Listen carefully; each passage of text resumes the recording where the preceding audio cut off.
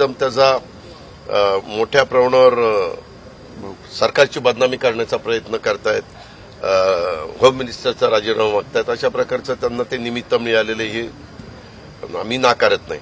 आपल्याला बिहार आणि युपी वगैरे अशी उदाहरणं ते देतात, त्याच्यामध्ये विरोधक तसा आरोप करणार त्याबद्दल दुमत असायचं काही कारण नाही. रिव्हॉल्व्हर देताना रिव्हॉल्व्हर तपासूनच पहिल्यांदा कलेक्टरकडनं तपासलं जातं, एसपीकडनं तपासलं जातं, माहिती घेतली जाते, सगळं काही केलं जातं.